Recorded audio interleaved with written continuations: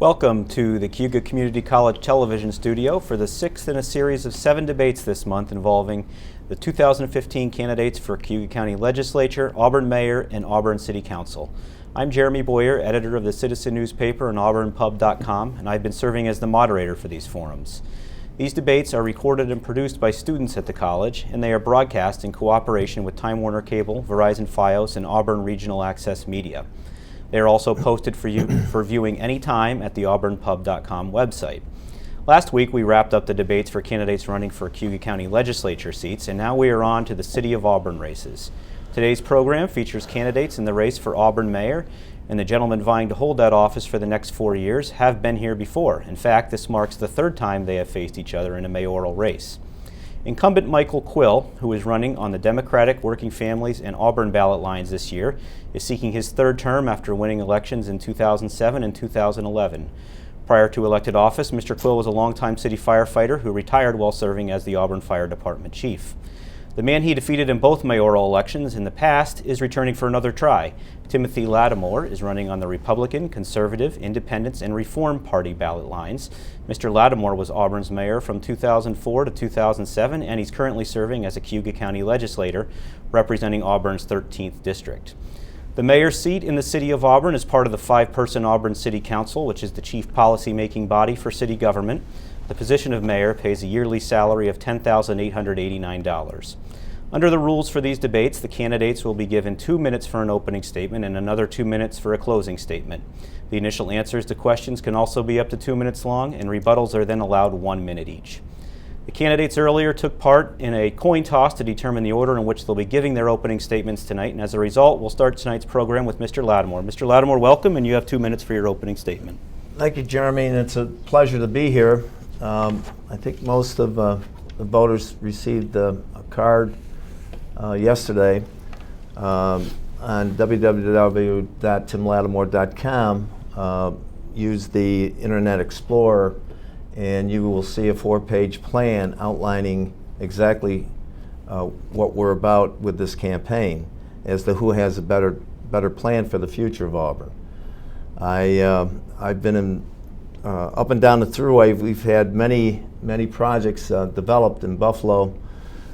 Solar City went in. That was a $5 billion project. Auburn could have been poised for one of those. Batavia is creating wafers that go inside the solar panels. That's 1,000 jobs. That could have been ours.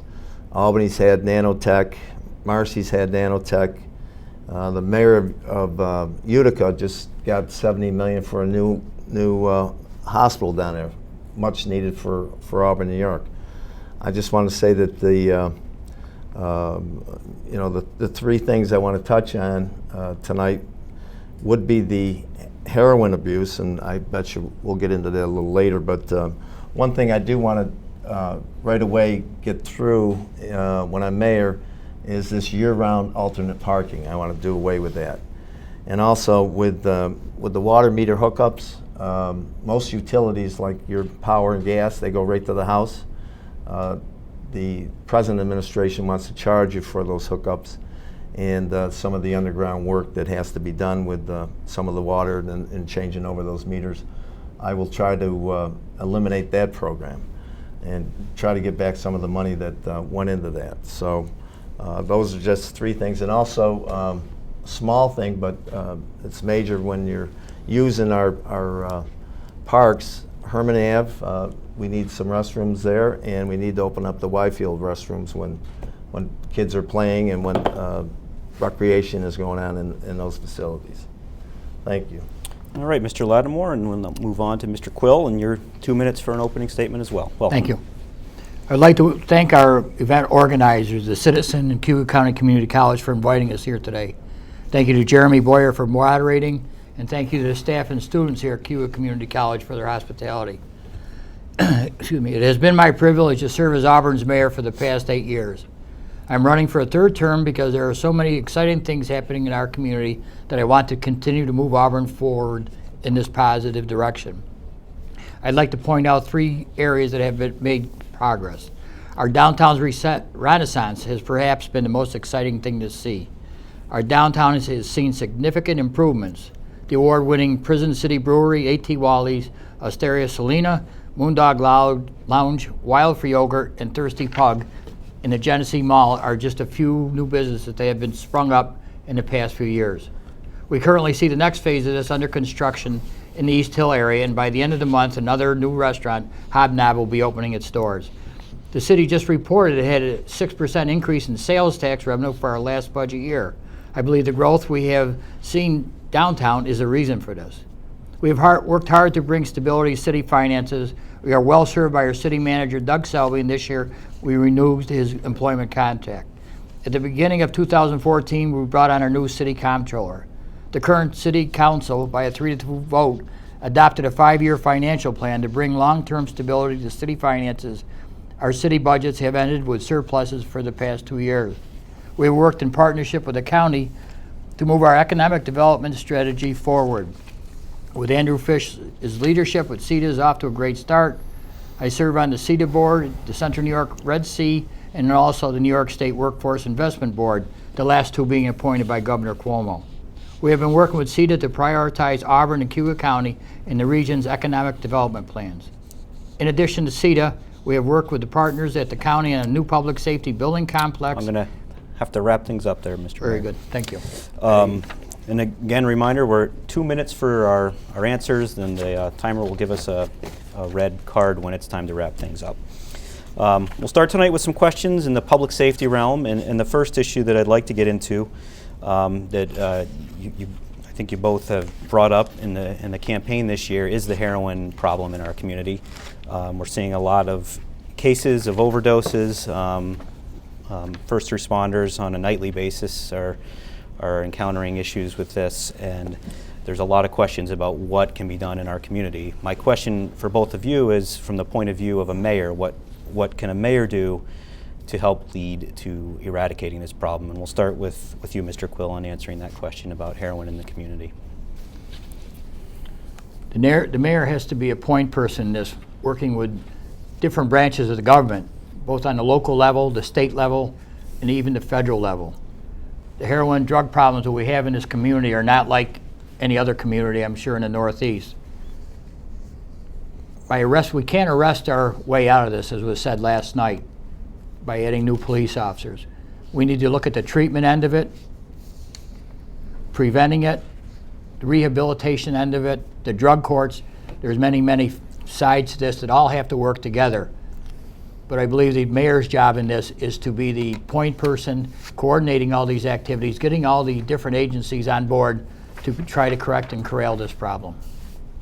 Okay, and Mr. Lattimore, from a mayor's perspective, what can a mayor do to help with this issue? Well, let me just say that it was 2 years ago I was in this studio, and I did say that we had a heroin problem. I disagree with the mayor in regards to our actual boots on the ground. I think that we could have at least 2 more police officers. I think that some of my Republican colleagues have asked for that, and they haven't been able to get even one. And the way I would pay for those is right now the fire station has 4 assistant chiefs, the police department has none. I would like to see reduction in the assistant chiefs at the firehouse and put some more boots on the ground. I do work with these young people. I've seen them struggle with this addiction. This is poison. It's not even a normal addiction. It's deadly. It only takes one time. And what we have to do is educate. And I like to give Amy Cox a pat on the back for, as a health person at the high school, that she's going to push hard to have more education at the school district. So education, I think, is a big help, but our SORs and our police department needs to be beefed up. That was going to be my next question, Mr. Lattimore, and you already answered it as far as do you support adding more officers on the streets, and if so, how to pay for them. So I'm going to throw that to Mr. Quill just to get your take on that specific issue of whether, and I know you voted against that in this particular budget, but do you think there is a need to add more officers, and if so, how would you pay for that? That's the balancing act. We probably, if the police chief says we need more officers, and I don't know where this 2-officer idea came from. I don't recall the police chief asking for 2 officers, but it's a balancing act. If we're going to pay for one thing, we're going to have to scrimp and save to take it out of another area of the budget. So if the police chief decides he needs more people, then it's his obligation to come forward through the city manager and go to council with that. Okay, another public safety issue that's come up in the past half year or so is the emergency response team in the Auburn Police Department. And earlier this year, it was officially disbanded, the emergency response team, and the union, the police officers union, has expressed concerns about that. They feel like it's compromising our safety by not having that unit active, and there's been some back and forth between the city manager, police chief, and the union over whether there could be funding from the asset forfeiture program, the federal program that money comes into. My question for you both, and I'll start with Mr. Lattimore, is where do you stand on this debate in terms of whether we need to bring back the ERT and where can we get the funding to do it? Well, Mr. Quill is absolutely right. We expend a lot of money for public safety, probably $18 million, and we only take in $8 million in property taxes.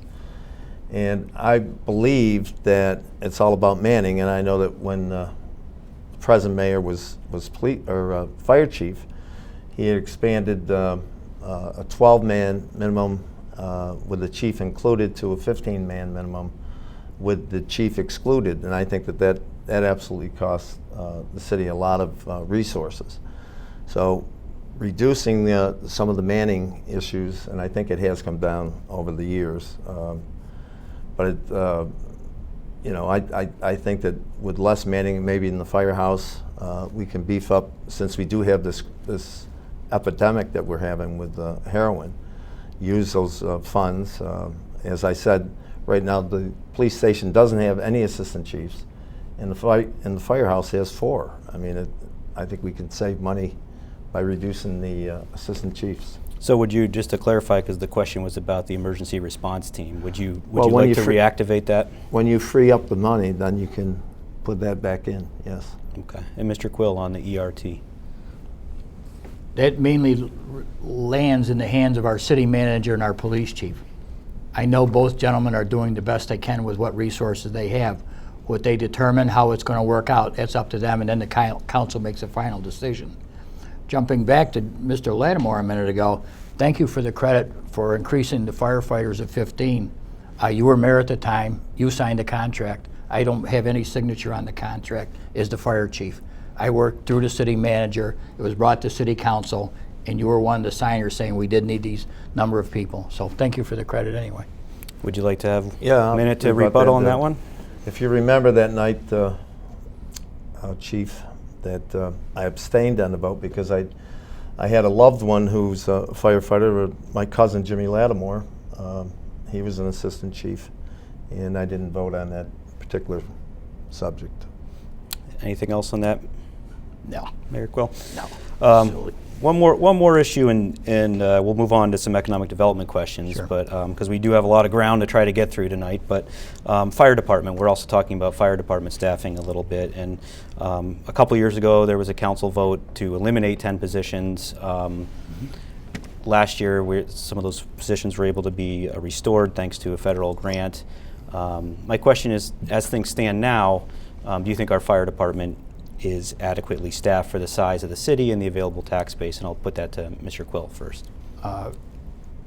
Once again, I rely on the city manager and fire chief to tell us what the manning levels should be. That is their job, their decision.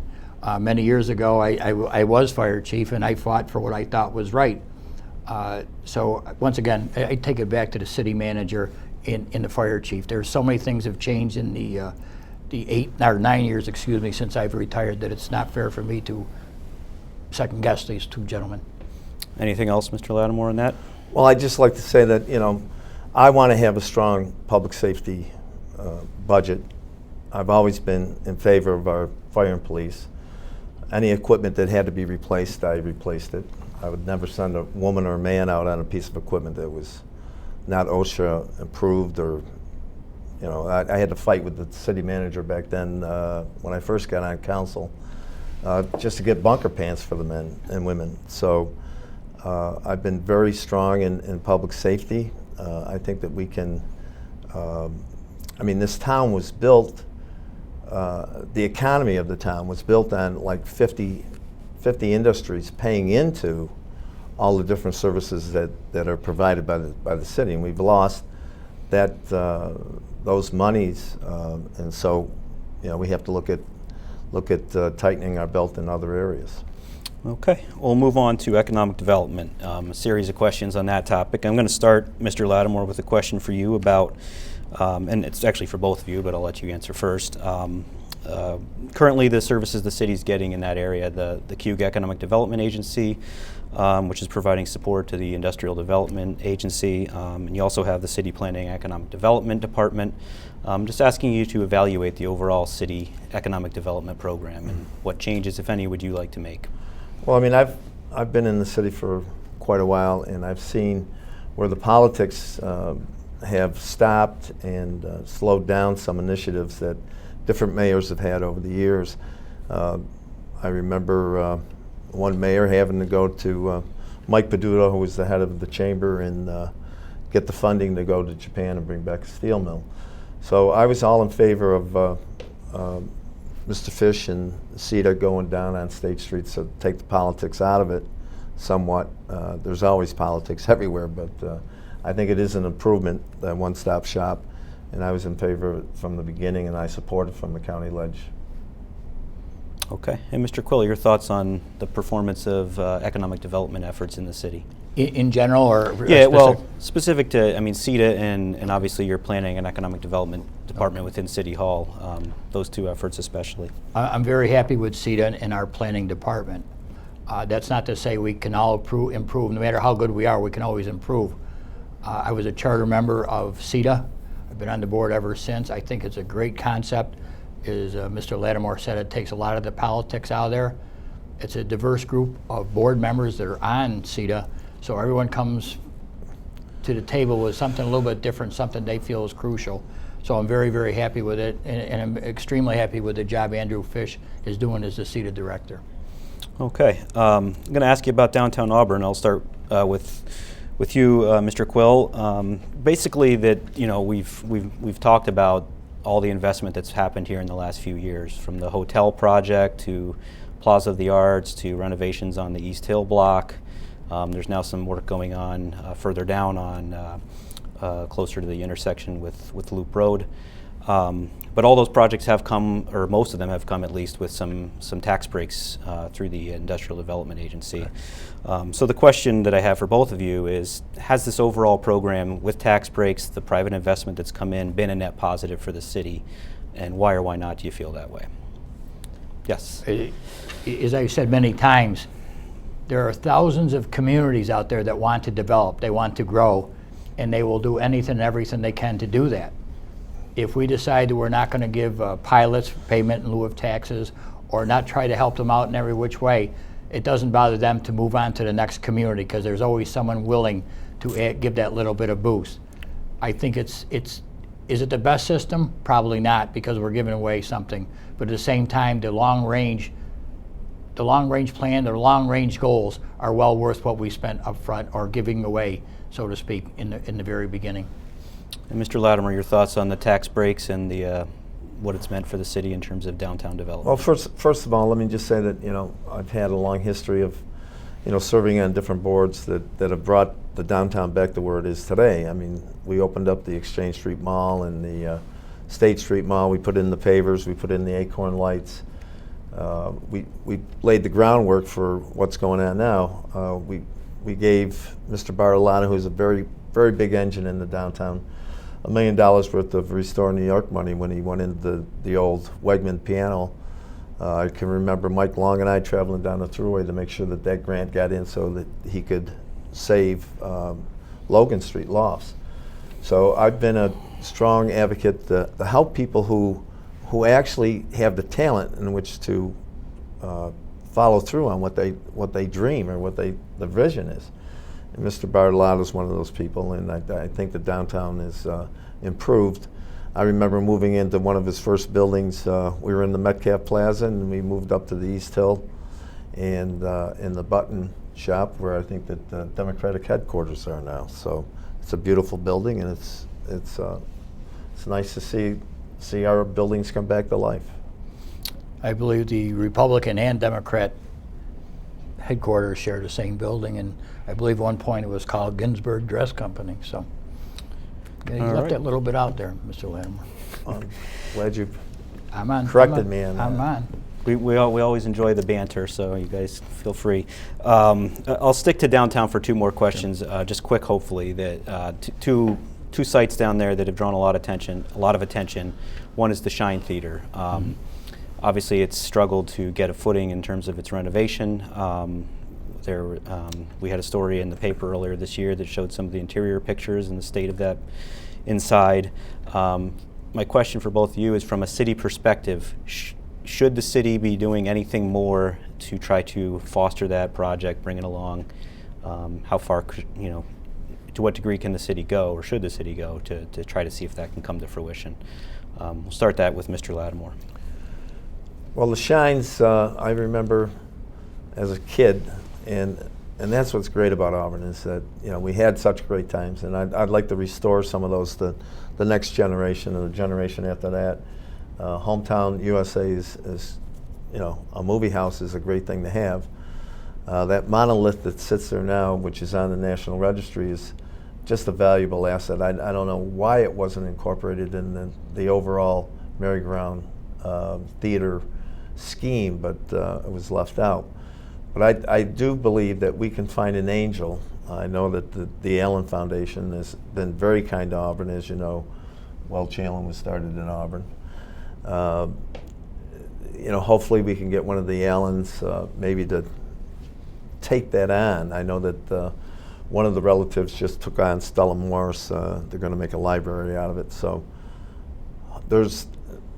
Auburn has been just terrific in regards to foundations. We have probably more foundations for the size city that we have, and thank God they're here, and that they give out generous gifts to Seward House and what have you. We need to have somebody adopt that property and to bring it back to life.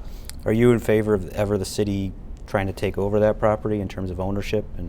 Well, I've always tried to bring public or private money to the table, whether it's digesters, whether it's cogen, and I hate to see taxpayers' money go into it. It would be nice to have more private sector money. That's the way I'd like to see it, but it is a treasure. It's on the registry. South Street is a historic walkway, and hopefully we can bring that back to life. And your thoughts, Mr. Quill, on the Shine and what role the city could have? I do not believe the city should be in the real estate or the property business other than their own facilities, such as City Hall, our police fire station, buildings such as that. Mr. Lattimore wanted the Music Theater Festival to take over the Shines Theater. If he did his homework and background work on it, he would have found out the Music Theater Festival had no interest in the Shines Theater as one of their venues. Shine Theater, whomever is in charge of the building presently, needs to come up with an idea as to what it should become, set forth a plan, and I know the city will work the city, the county, I'm sure, the state, work in every way they can to help them resolve the issue of finances and get it back in a better state of repair and more use than it is presently.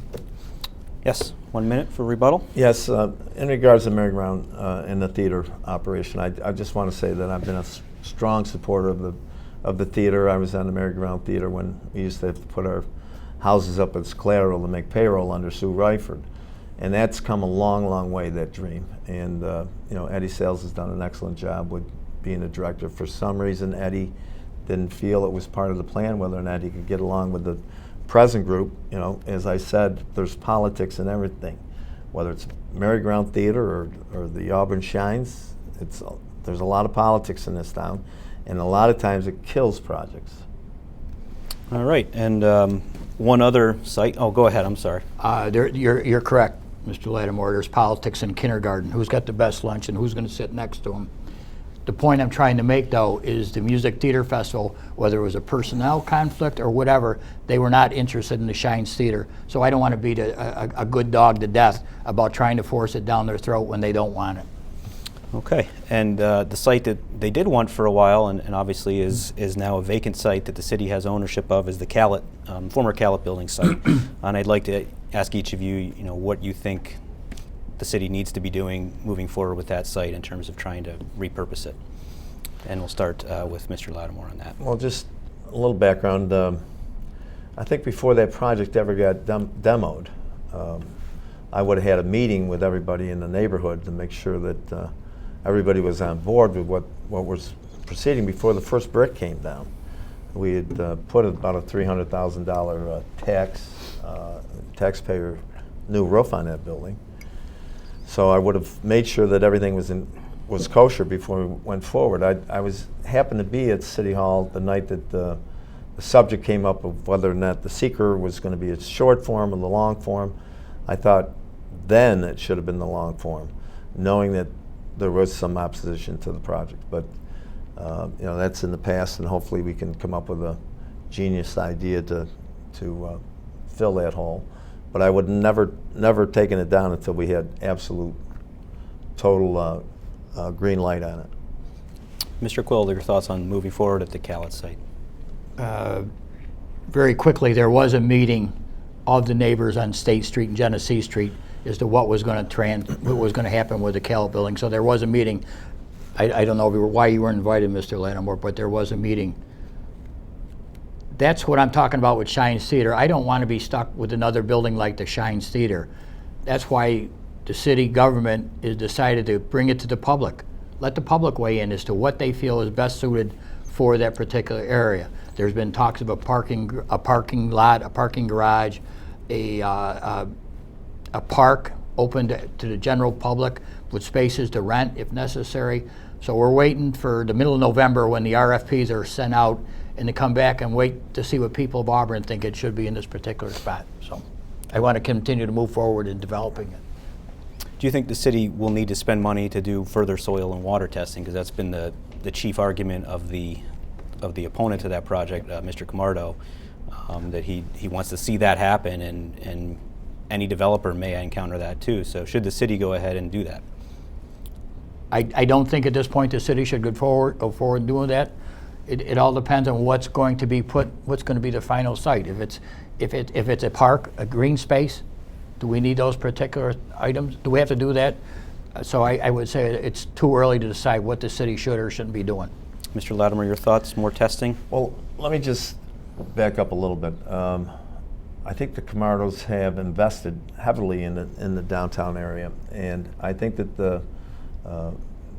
Mr. Camardo Joseph, the only thing he always wanted was to make sure we do it right, and I don't think it was done right. I think the short form was a quick way to gloss over the situation, and I think the long form should have been done so that there wasn't any problem. And I think that's all he's asked for over these years or whatever.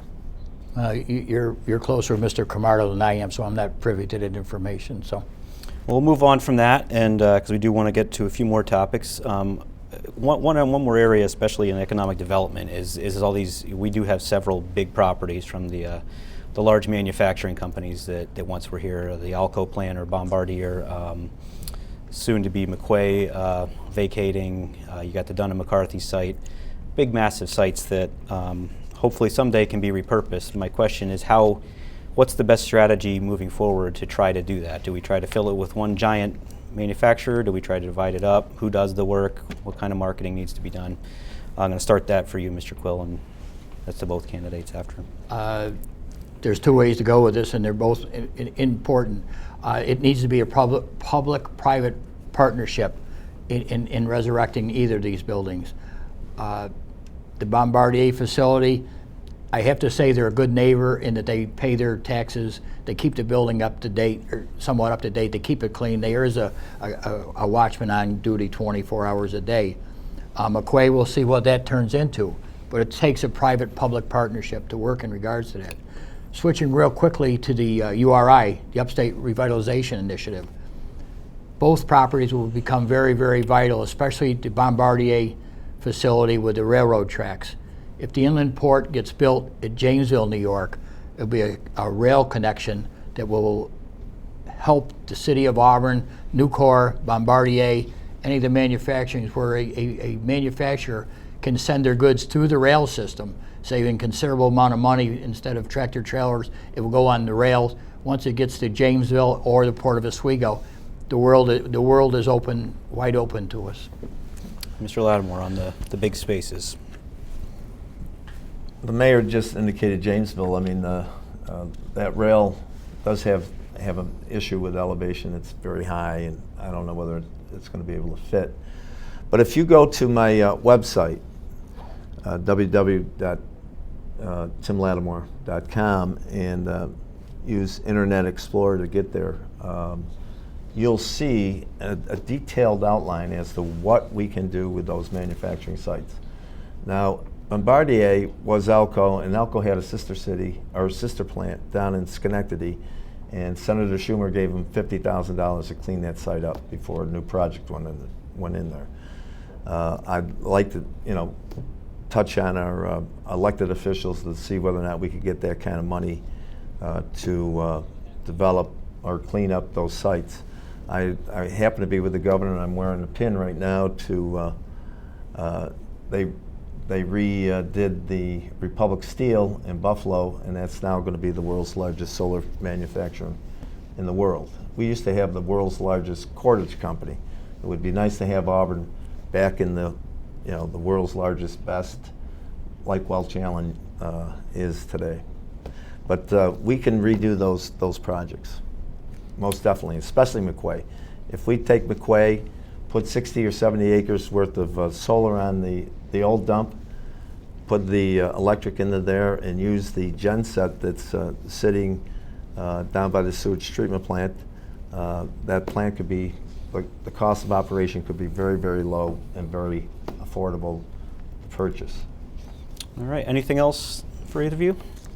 All right, well, we'll move on to some other issues. Another one that the council is wrestling with and will continue to wrestle with is the future of the landfill and what the city can do with its aging landfill, given that it won't be there forever, and we'll have to make a decision about when to wind it down and how to wind it down.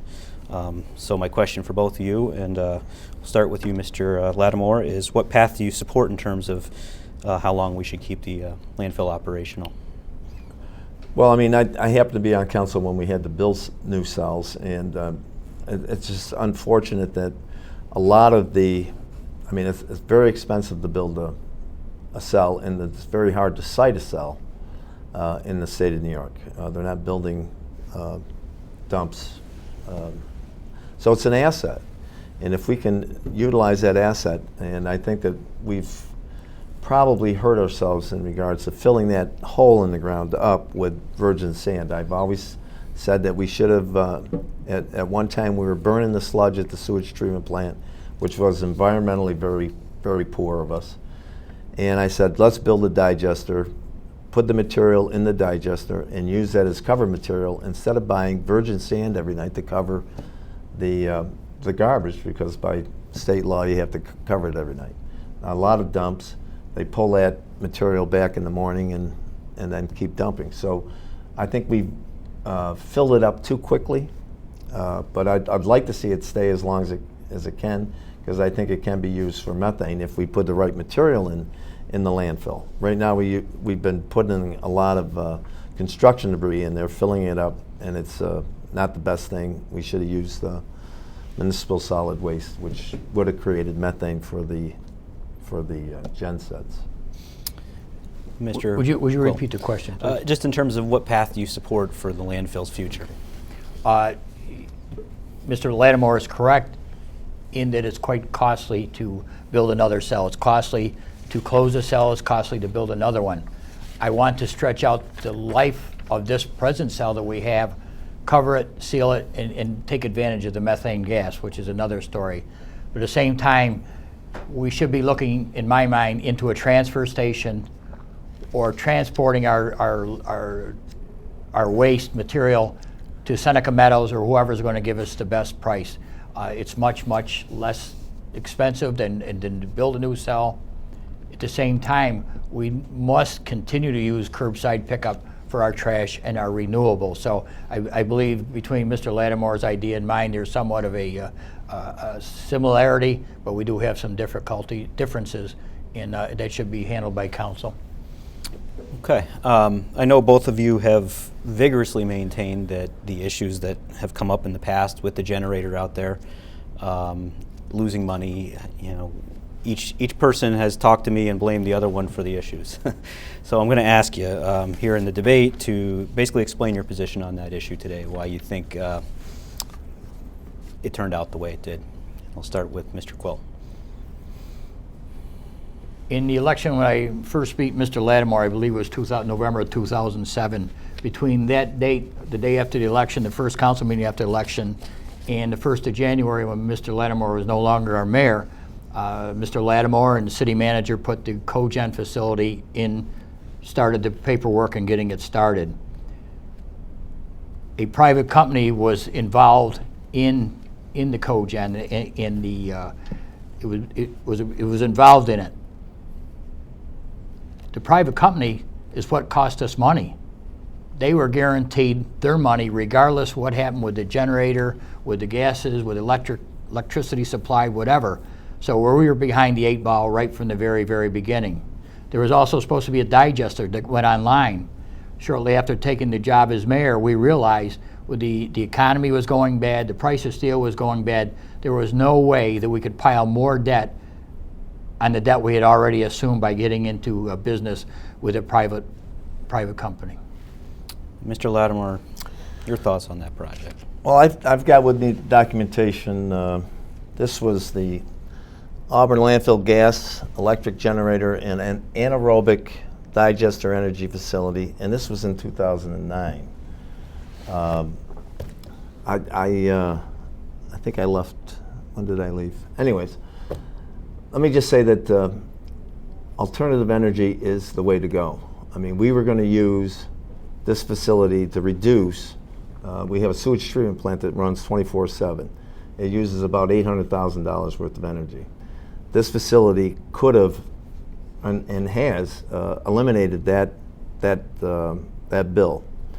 But the idea was, as I just stated, we had been burning our sludge, which environmentally wasn't the best thing to do.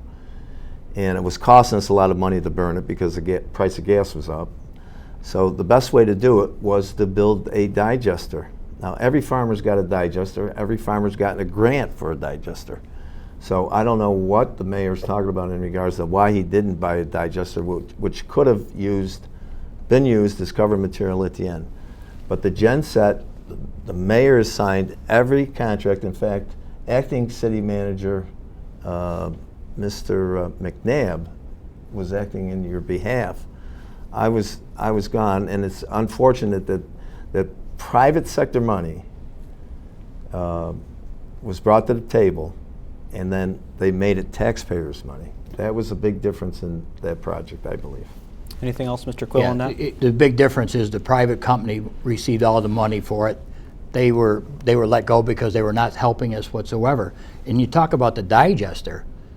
The mayor doesn't, I don't know about when you were mayor, but when I'm mayor, the mayor works in regards to what the council's wishes are. So blaming me for signing a contract is ludicrous. Maybe in your own mind that's the way it works, but it isn't. So the digester was just too pricey. We could not afford it. And then I'll bring up the second digester. The county has a digester out on the public safety building property. How is that working out? Last I know, that was still inoperable. And Mr. Lattimore, you took credit for that one. So I guess I would have to turn to you and ask you what's going on there. Mr. Lattimore? Yep. Let me just say that we did get some money, some feasibility money from one of our congressmen to study whether or not animal waste, which is different than human waste, could be digested for the small farms. The small farms have gotten big with the milk and everything else, so that's handled by soil and water. It's not even handled by the county, which I have domain over. But let me go back to what is actually happening. We had Hillary Clinton come and say that she was all in favor of public power.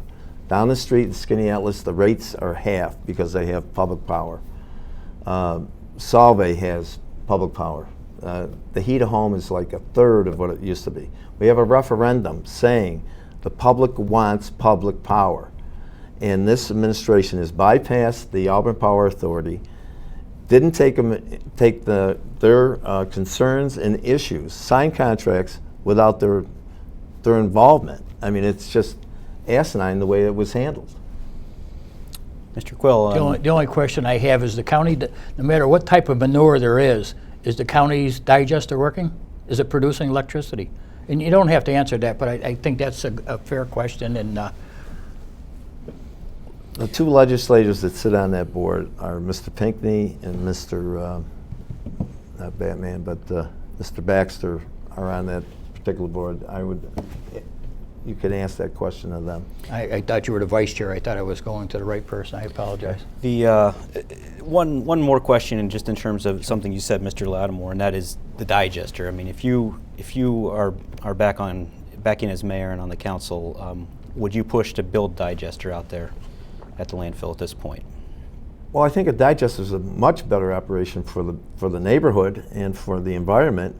But let me just say, this whole issue is to reduce our overhead. We put the Acorn Lights in downtown, and we bought that district from NYSEG, and that saves $100,000 to the city's budget. And we were going to go, the next step was to buy the street lights like Binghamton did, to reduce the overhead. So we had more money to buy policemen, firemen, and other operations that go on in the city.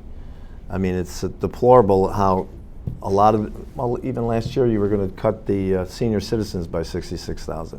By reducing our energy cost, and there's all kinds of money that the governor is set aside to help us do this, would just help the bottom line. And it's proven. Just those little lights downtown are $100,000 worth of savings. Anything else on this? All right. I would like an answer to my question, but the vice chair doesn't know, so I'll guess we'll move on. We'll move on. I would like to talk a little bit about some City Hall operations. First, you mentioned Mr. Selby's contract was extended earlier this year. He's now on board through December 2017. I'd like both of you to give me your appraisal of how he's done in that job. I do believe, even though he's got that contract, he does need to get council approval again in January just to continue to move forward. So I'd like to hear from both of you on Mr. Selby's performance as city manager. We'll start with Mr. Lattimore on that. Well, I mean, I don't work with Doug every day. I mean, he had mentioned a month ago that the $100 million indebtedness that the city was under was, we're going to be in the state control board moves in normally on municipalities that aren't making it financially. So bankruptcy was looming, and I mean, they borrowed, from the state or the fire and police pension funds, and they borrowed from, they got safer grants and what have you for the firemen. But financially, I mean, they talk about a surplus this year of 1.5, but actually, after they paid back what they borrowed out of the pension funds, it's closer to like 280 or something. So I'm not sure, not working with Mr. Selby every day as to whether or not good job, bad job. I'd have to see. Mr. Quill, your evaluation of... I'm very pleased with Mr. Selby. He's worked out very, very well for us. There's a gentleman who was a city manager of Las Vegas, Nevada. Las Vegas. And the reason he left there, because he has a young family. He wanted to move back east where he was born and raise his family in a little different atmosphere. I don't second guess anything that Doug's done. He's very open. He's very frank with council. In regards to the debt that Mr. Lattimore is talking about, the cities cannot operate. I wonder how much of that debt was incurred during your 4 years on council, your 4 years as mayor. It's probably zero, I realize that now. But your 4 years as mayor and 4 years in council, so that's not a fair assessment of the city's finances. Yes, Mr. Lattimore on debt. In regards to being in the black or being in the red, every time I've left City Hall, it's been in the red. I think I left Mr. Cosentino about $8 million, and I think I left you $8 million in surplus when I left. The county is in good stead. We're about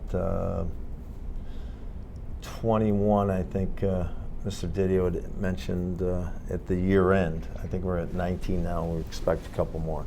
So I think that I've been a pretty good steward of our finances when I was there. Yes, Mr. Quill. I think you meant to say you left the city in the black. You said it was in the red. So am I correct? You left the city in the black? $8 million. Yeah. You had said it was in the red, so I just want to clarify that. Yeah. Well, He's helping you out there. I might have misspoke, but That's what I thought. $8 million to the good. When I took over as mayor in 2008, there was a surplus. All these years, we've been paying off the cogen. As one of my fellow councilors calls it, the gift that keeps on taking. So that's where a good portion of our surplus has gone. Thank you. Yes, quick. In regards to energy and that project, it could have been a very profitable project. Again, by not listening to the Auburn Power Authority and doing it the right way, signing contracts that you were told not to sign by the ECOCs. You were told not to sign them, and you signed them anyways. So, shame on you. But I still think that project could be sellable, and I don't know about the accounting, but your sewage treatment plant does take about $800,000 to run. I mean, those pumps run 24/7. So I don't know where that accounting comes from. Was ECOT the company that we had a partnership with in regards to the cogen? Was that ECOT? You fired him. I don't know. You hired them. Yeah. You changed a lot of things. Thankfully, I'm sure people are very glad of that. I don't believe Okay, so. all right. Well, I'll cut that off now and move on. Another issue has come up in recent times, especially with a building that collapsed on North Division Street, and then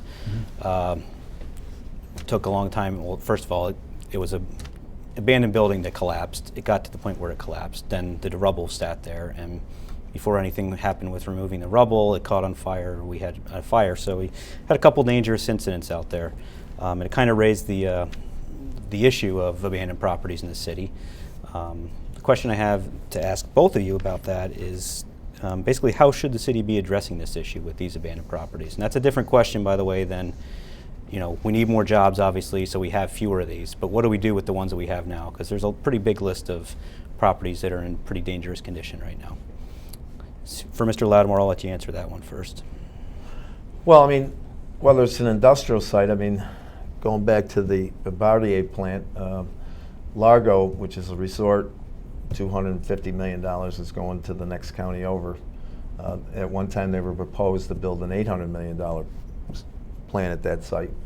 Everything starts with a job. When we have people working, they can fix up their houses, they can pay their taxes.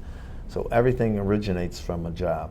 And I think we're not producing enough jobs so that people can do those things. And we're losing our kids every day. And I think that we have to, be a little more aggressive on the job creation in order to really make the city whole again. I mean, going around door to door, the sidewalks are broken, the maintenance on the streets, every manhole that I look at is full of material, which, anyways, I just think that we need more revenues in order to keep things going. And as I knock on doors, the deterioration from one campaign to another campaign is going in the wrong direction. Mr. Quill, on abandoned properties and how we can respond to them.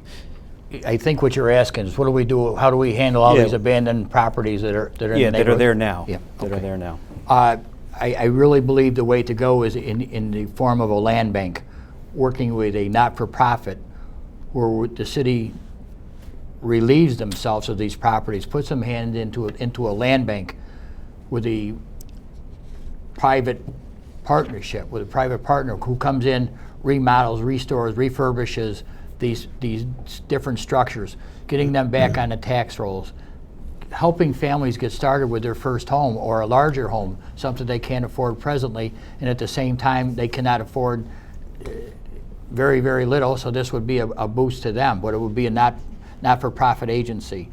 You do get a true flavor of the city when you're out politicking, going door to door, you actually do see what the neighborhoods are really, really like. We all drive through them, don't really most of us don't take a second look, but when you're out walking the streets, as Mr. Lattimore said, the condition of the sidewalks, the homes, the buildings that are in bad shape, it's very unsightly to have this red square with a white slash or a double slash through it, knowing that that's a badly taken care of property.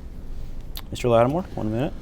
I happened to be with Mayor Brown of Buffalo Thursday, and what he did was he bulldozed about 10,000 homes that were dilapidated, made green space, and had redevelopment. Now a lot of our homes, especially on the west side, they're very tight because nobody had cars. They didn't have to have driveways, and they walked to work. Maybe taking out and putting green space in between those homes would bring them back a little bit. Okay. Well, I'm told we have time for one more question, and so I apologize. I have about 5 more, but I can only ask one. So I'm going to ask about an institution actually in Auburn that's run into some tough times in the last few years, the Auburn Double Days, and basically the financial struggles that it encountered resulted in a new structure and an announcement last year that they were even seeking some private third party to try to come in and help take over. My question is, what can the mayor do, or what should the mayor be doing to ensure the future of the Double Days? And I'll start that with you, Mr. Lattimore.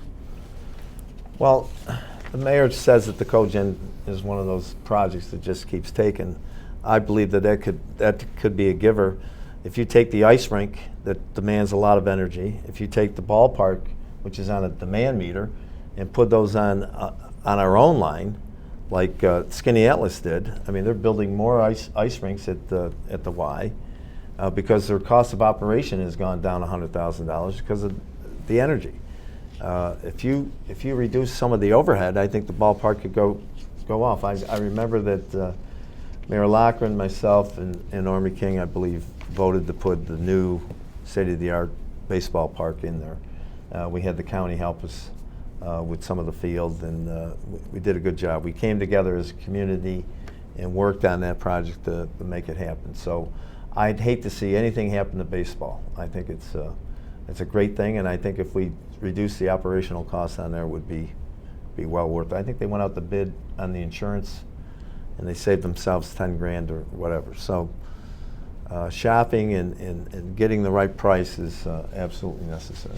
Do you agree, Mr. Lattimore, with the direction in terms of seeking a private operator of some sort or another?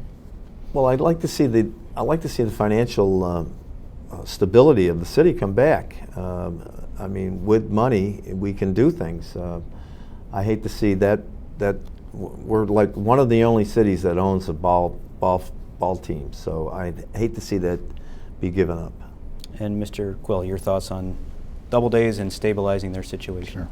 I've been going to ballpark since I was 10 years old, and if you knew my age, it's a long, long time.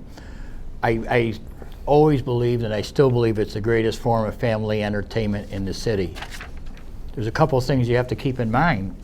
Many of the folks to go there, including myself, don't have a lot of cash to spend buying a hot dog or a soda or whatever the case may be. That's where they receive a great deal of their revenue. People just don't have the money to do that. We have tried working with different people, trying to get different ideas. We have a terrific management team on board now with Mike Fusinis as our general manager. He's turned the corner, and we look for even better things next year. Last year he only worked a portion of a year. This year he'll have a full year at it. We have had discussion with others as to how or what we should do. We've gotten a lot of good advice. I'm very optimistic that the ball team is going to remain here forever. As far as I'm concerned, it'll never leave. Major League Baseball has a big role to play in this. They're very demanding. They have certain strict criteria that needs to be met. So a lot of that is generated by the Major League team, but we'll continue to plug along and turn it around. All right. Well, our time is up for questions, as I mentioned, and we're going to move into your closing statements. I thank you both for doing this today, and we'll let you start with, or finish up with your 2-minute closing statements. And Mr. Quill, you'll go first on those. Thank you. Mr. Lattimore and I disagree quite a bit on the direction our city is headed in, but we do have a few things in common. We both love Auburn. I don't question that for a second. We both work in different directions to accomplish the goal of keeping Auburn great. Most importantly, we have records in elected office. Tim was a city councilor, a mayor, now 6 years as a county legislator. I have been mayor for the last 8 years. I urge you to consider these records when you vote on election day. In the past 8 years as mayor, we've been named by Forbes as a top small city to raise a family, a best city to live in New York, and most recently, a top city in the Northeast for small businesses. I'm proud of these results. Regardless, a week after Election Day, we'll be celebrating Veterans Day, and I'm reminded that so many have fought and died for our right to vote. Both Mr. Lattimore and my dad were veterans. No matter whom you vote for, please get out and vote. It is your privilege and duty to do so and honor one of our greatest freedoms. Thank you. Thank you, Mr. Quill. And Mr. Lattimore, you have 2 minutes for a closing statement. Well, I'd just like to tell you again that on our website, go to the Internet Explorer and go to www.timlattimore.com and see the real battle plan that we need in order to bring us back. As you know, Snyder or McQuay is empty 300 jobs out on the street. And we can bring that building back. If you look at that plan that I have and make a decision as to whether or not I think the mayor has indicated that it's steady as she goes, well, that could be farther into the ditch. We need to have a plan, and I think you'll see it on that website, and I think the Citizen also has it on their website too. But I think that we can do better, and I'd like to see public power come back the way it was intended to have it come back. We could be just like Skinny Atlas, where the value of the homes, instead of being overassessed when they sell their properties here in Auburn, the assessment is, let's say, $100,000, and you can only sell the house for $80,000. In Skinny Atlas, because they have public power and the cost of running those homes is less, instead of being $100,000, they get $120,000. So we can turn this thing around very easily. And I want to sit in the mayor's chair because it is part of the economic development scheme of things. They sit on CETA and on ADA, which is two powerful seats to have, and we can bring this place back. Thank you. All right. Well, thank you both for taking the time out of your busy campaign schedules to discuss these issues today, and also for once again stepping up to run for elected office. That's a commitment that takes plenty of time, energy, and courage. And thanks for watching with us at home tonight. These debates are replayed on Time Warner and Verizon, and you can get information on those replay times in the Citizen. If you're watching this debate Tuesday night on Time Warner Cable, I can tell you the debate that was held here Thursday for County Legislature District 14 between Michael Didio and Dominic Basile will be coming up next. And as I noted, these debates are posted to auburnpub.com for viewing at any time. And with today's debate complete, we are now down to just one candidate forum left before the election. On Thursday, we will have the 4 Auburn City Council candidates in the studio for an hour and 15 minutes. Those candidates are Dia Carbajal, Pete Ruzicka, Jimmy Giannattino, and John Camardo. And that will lead us to Election Day on November 3rd. Thanks again for your interest in this year's campaign season, and please make sure you do take the time to vote in the general election on November 3rd. Have a wonderful evening. Stay down. Stay down.